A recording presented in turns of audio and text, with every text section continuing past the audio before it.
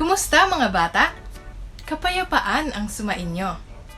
Maganda ba ang araw nyo ngayon? Kumusta ang inyong pag-aaral? Siguro marami na kayong mga kaibigan. Nakikinig ba tayong mabuti kay teacher? Or natutulog kayo sa klase? Sa araw na ito, ay mapapakinggan natin ang nangyari sa isang lalaki na nakatulog habang nasa isang pagkakatipong Kristiyano.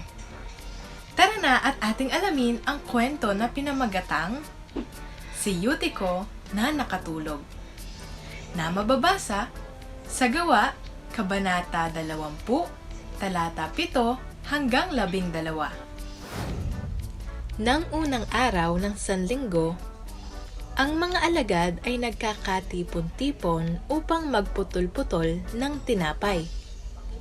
Nangaral si Pablo sa kanila dahil siya ay papaalis na kinabukasan. Tumagal ang kanyang pangangaral hanggang hating gabi.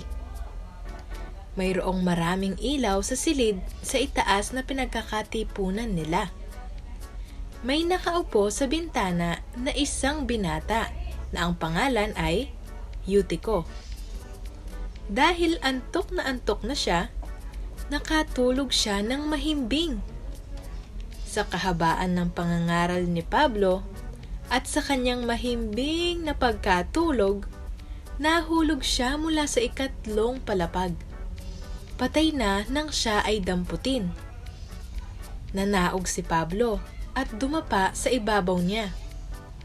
Niyakap siya at sinabi, "Huwag kayong magkagulo, sapagkat nasa kanya pa ang kanyang buhay."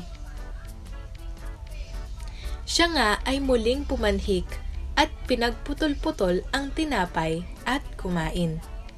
Pagkatapos nito, nagsalita pa siya ng mahaba sa kanila hanggang sa sumikat na ang araw. At pagkatapos ay umalis na siya. At iniuwi nilang buhay ang binata at lubos na naaliw. At dito nagtatapos ang ating kwento, mga bata. Mga bata, kamusta ang inyong pakikinig? Ang ganda ng ating kwento, di ba? Sa tingin nyo, may kaugnayan ba yung ating kwento tungkol sa ginagawa natin ngayon? Ayan, very good. May kaugnayan nga sa atin ang ating kwento na napakinggan. Kasi ito ay aral tungkol sa pakikinig natin, lalo na kung may nagsasalita sa ating harapan. Gaya halimbawa ngayon, di ba nakikinig tayo at hindi natutulog?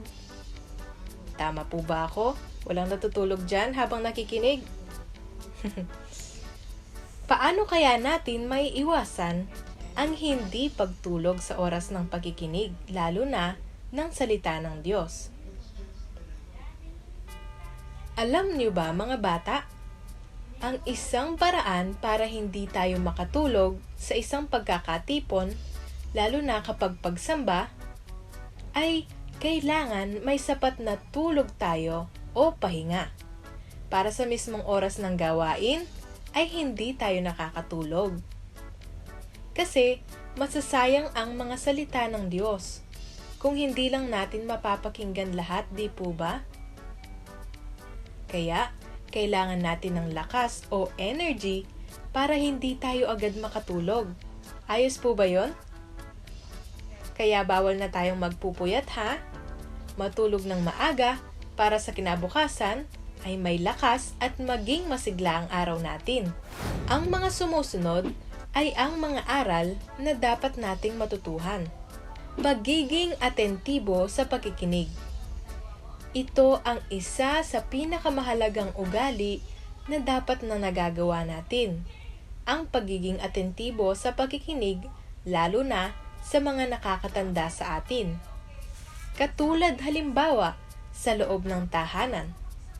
Sina mama at papa, lolo at lola, ate at kuya, sila ang mga nakatatanda sa atin at nakakaalam ng mga bagay na mabuti.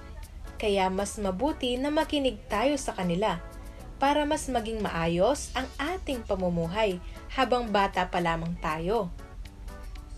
O kaya naman sa loob ng paaralan. Kay teacher, dapat nakikinig din tayo sa kanya. Huwag tayong makikipagkwentuhan sa ating katabi. O kaya ay matutulog habang nagsasalita siya para hindi tayo mapagalitan. Ang isa pang halimbawa ay sa loob ng kapilya o bahay-sambahan. Dahil nasa bahay tayo ng Panginoon, mas lalong inaasahan sa atin ang mabuting pakikinig sa atin ng mga guro, lalo na sa ating mga guro sa pamana, or kahit sa ating mga tagapangasiwa. Kasi ito ang paraan para hindi tayo maligaw ng landas, at maging mabuting pamana tayo hanggang sa maging mabuting Kristiyano. Kaya mga bata, palagi nating tandaan ito ha. Nais ng Diyos na makinig tayong mabuti at buo ang ating atensyon sa pakikinig ng Kanyang salita. Para naman sa ating activity ngayong araw, tayo ay tumayo. May larawan akong ipapakita sa inyo at magpe-pretend na nandun tayo sa sitwasyon na yon.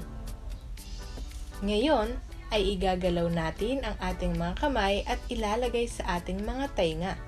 Tatakpan ang mga tainga kung masama ba ang napapakinggan natin. At ngingiti naman tayo kapag mabuti ang ating napapakinggan. Ready na ba tayo? Nakikipag-away at sigawan. Nananalangin. Nagkukwento ang guro. Nagtuturo ang nanay. Nagsasalita ang pastor. May umaawit. Ang ating memory verse sa araw na ito ay mababasa sa Romans 10 verse 17. Faith comes by hearing and hearing by the word of God. Maraming salamat sa inyong pakikinig mga bata. Hanggang sa muli, paalam at mispa!